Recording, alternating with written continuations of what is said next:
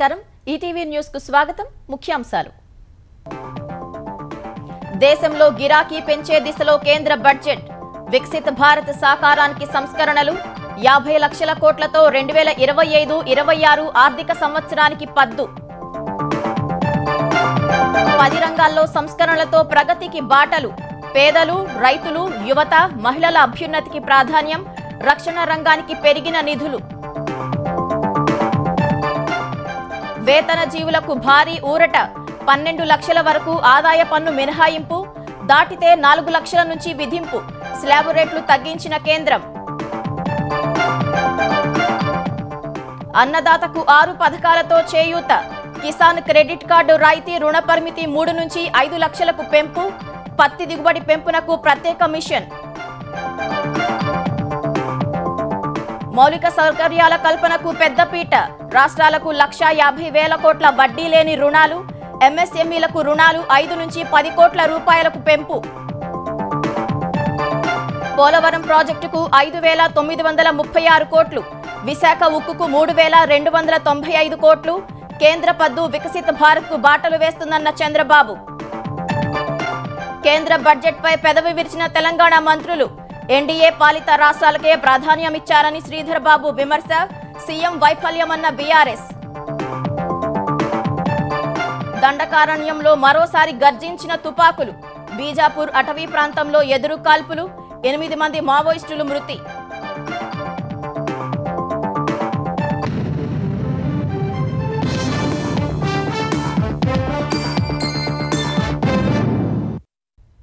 పేదలు యువత రైతులు మహిళల పురోభివృద్ధి లక్ష్యంగా కేంద్రం 2025-26 బడ్జెట్ను పార్లమెంటు ముందు ఉంచింది వికసిత భారత్ దిశగా సంస్కరణలు కొనసాగిస్తామని చెబుతూనే సంక్షేమానికి పెద్దపీట వేసింది ఎవరూ ఊహించని విధంగా తొలిసారి వేతన జీవులకు భారీ ఊరట కల్పించింది 12 లక్షల వరకు ఆదాయ పన్ను మినహాయింపులు కల్పించడం ద్వారా ద్రవ్య లభ్యతను పెంచి ప్రజల కొనుగోలు శక్తిని పెంచేందుకు చర్యలు చేపట్టింది ఇది దేశ ఆర్థిక వృద్ధికి దోహదం చేస్తుందని తెలిపింది దేశమంటే మట్టి కాదోయ్ దేశమంటే మనుషులోయ్ అన్న గురజాడ మాటలతో బడ్జెట్ ప్రసంగం ప్రారంభించిన ఆర్థిక మంత్రి నిర్మలా సీతారామన్ మొత్తం 50 లక్షల కోట్లతో పద్దును ప్రతిపాదించారు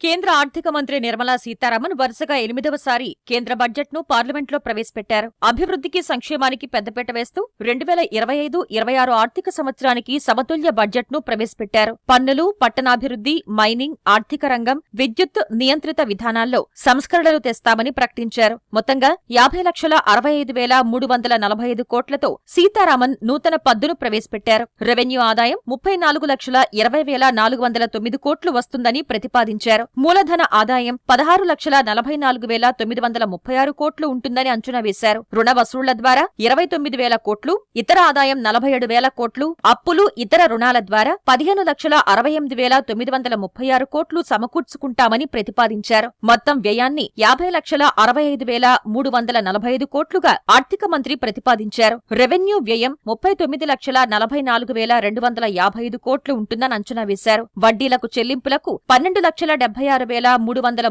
కోట్లు ఖర్చు చేయాల్సి ఉంటుందని తెలిపారు మూలధన ఆస్తులపై గ్రాంట్స్ ఇన్ ఎయిడ్ కింద 4,27,192 కోట్లు ఖర్చు చేయాల్సి ఉంటుందని వివరించారు మూలధన వ్యయం 11,21,090 కోట్లుగా ప్రతిపాదించారు రెవెన్యూ లోటు 5,23,846 కోట్లు ఉంటుందని తెలిపారు ద్రవ్య లోటు 15,68,936 కోట్లు ఉంటుందని అంచనా వేశారు కేంద్ర ప్రభుత్వ రాబడులకు సంబంధించి ప్రతి రూపాయిలో అప్పుల ద్వారా 24 పైసలు జీఎస్టీ వసూళ్లు 18 పైసలు కార్పొరేట్ పన్నులు 17 పైసలు ఆదాయపు పన్ను ద్వారా 22 పైసలు కస్టమ్స్ పన్ను రూపంలో 4 పైసలు కేంద్ర ఎక్సైజ్ పన్ను ద్వారా 5 పైసలు వస్తుందని తెలిపారు పన్నేతర ఆదాయం 9 పైసలు రుణేతర మూలధన ఆదాయం 1 పైసా రానుందని వివరించారు వ్యయంలో పన్నుల్లో రాష్ట్రాల వాటా డ్యూటీల కింద 22 పైసలు వడ్డీ చెల్లింపులకు 20 పైసలు కేంద్ర పథకాలకు 16 పైసలు పోతుందని చెప్పారు రక్షణ రంగానికి 8 పైసలు మేజర్ రాయితీలకు 6 పైసలు ఫైనాన్స్ కమిషన్ ఇతర బదిలీలు 8 పైసలుంటాయని తెలిపారు కేంద్ర ప్రాయోజిత పథకాలకు 8 పైసలు ఇతర ఖర్చులు 8 పైసలు పెన్షన్లకు 4 పైసలు ఖర్చవుతోందని ఆర్థిక మంత్రి వివరించారు పేదలు యువత రైతులు మహిళల పురోభివృద్ధి లక్ష్యంగా బడ్జెట్ రూపొందించినట్లు తెలిపారు In this budget, the proposed development measures span 10 broad areas focusing on Garib, youth, Annadata and Nari.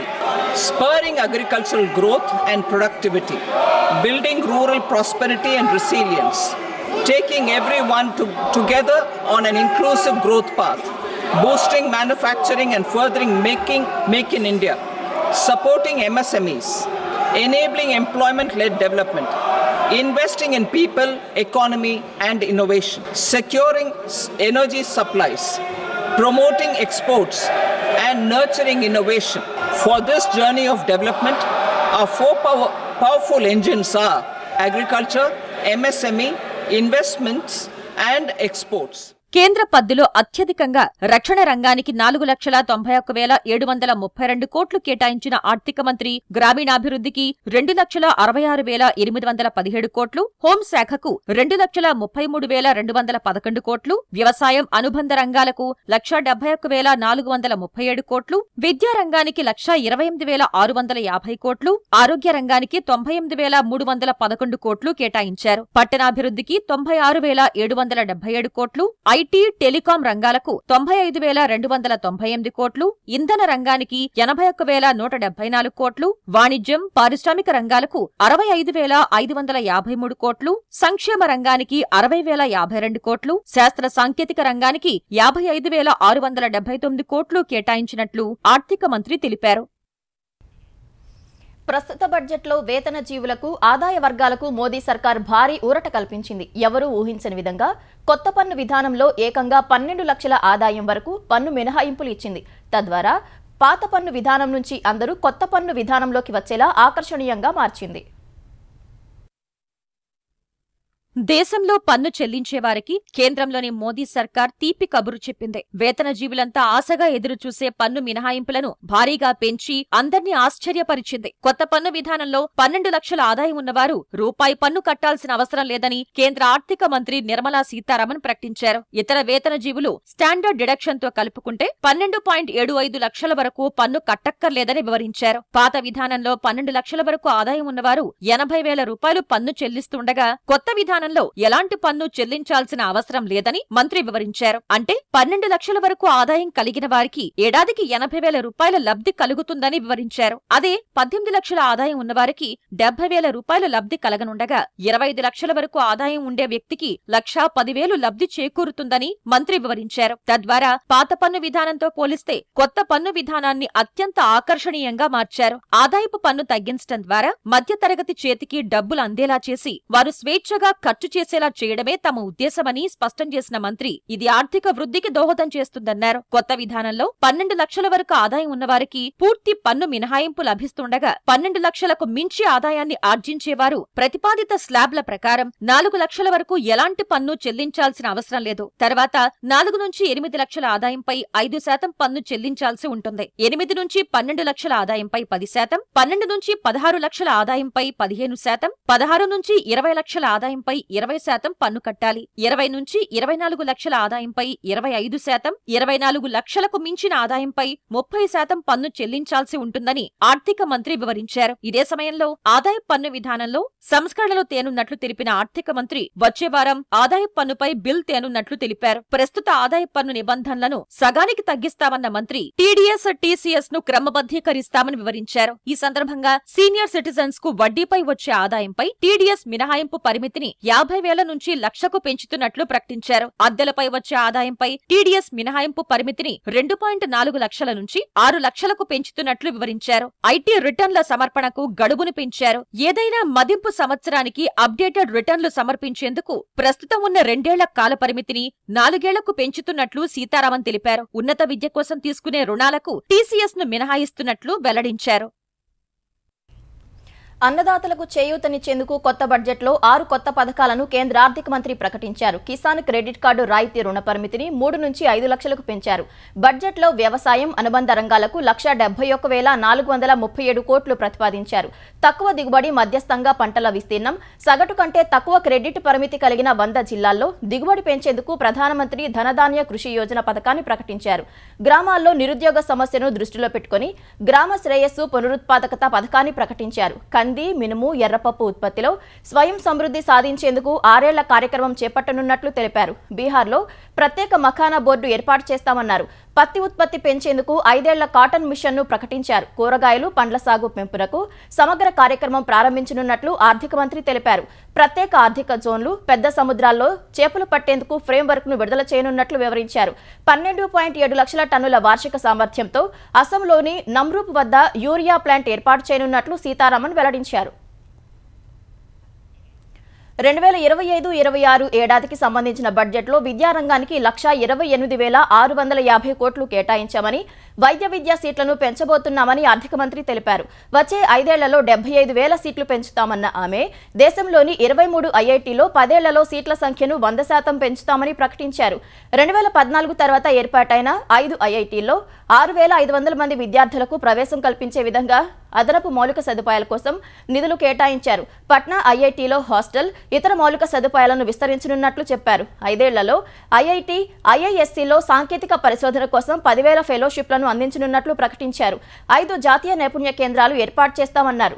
శాస్త్రీయ దృక్పథాన్ని పెంచేందుకు పాఠశాలల్లో 50,000 అటల్ టింకరింగ్ ల్యాబ్స్, గ్రామీణ ప్రాంతాల్లోని స్కూల్స్, పిహెచ్సిలకు బ్రాడ్బ్యాండ్ కనెక్టివిటీ అందిస్తామన్నారు.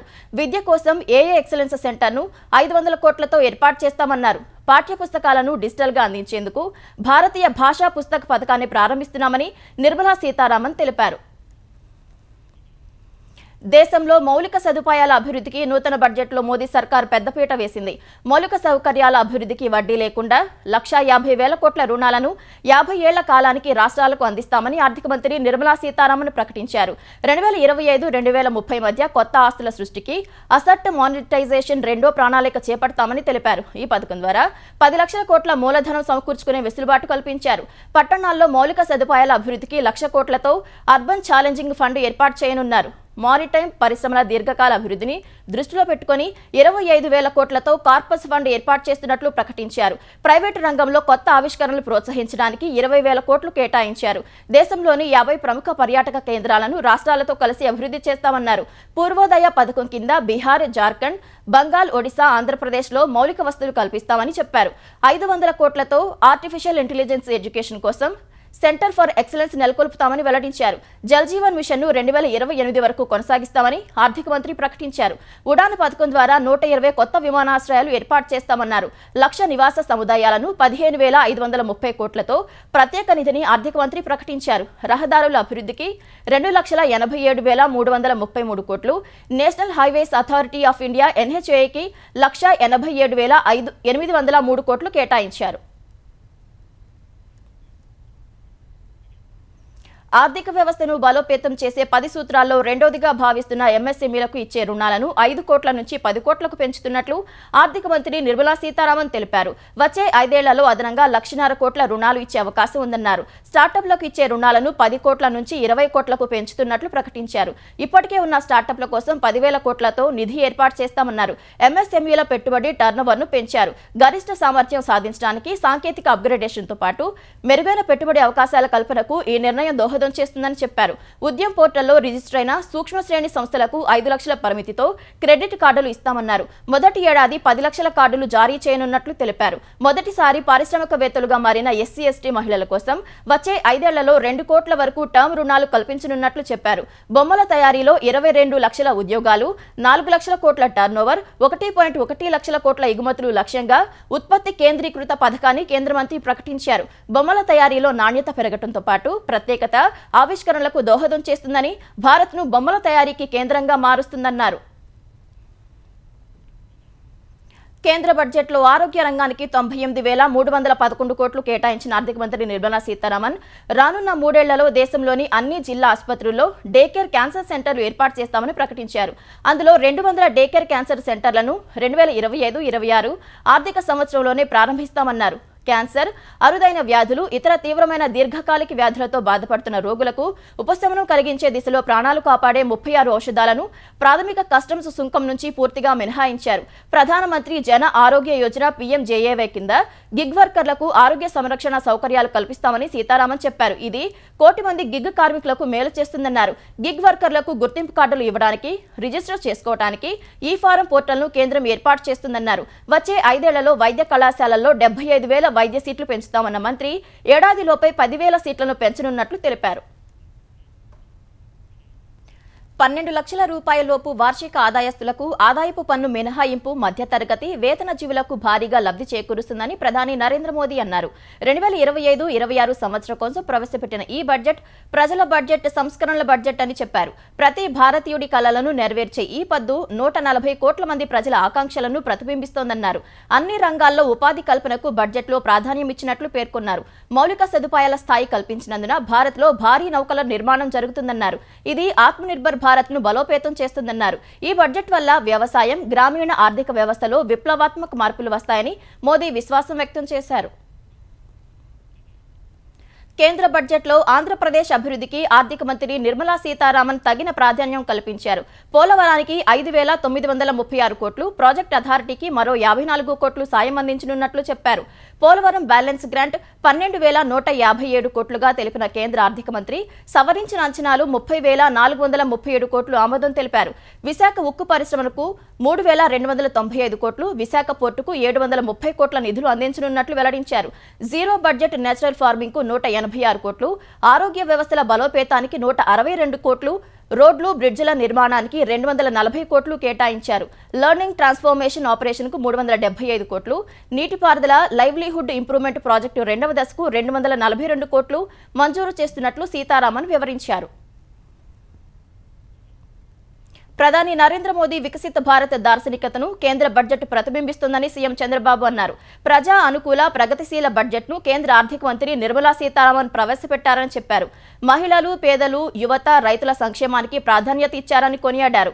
దేశ ఆర్థిక వ్యవస్థకు వెన్నెముక అయిన మధ్యతరగతి ప్రజలకు పన్ను మినహాయింపు గొప్ప పరిణామమని తెలిపారు.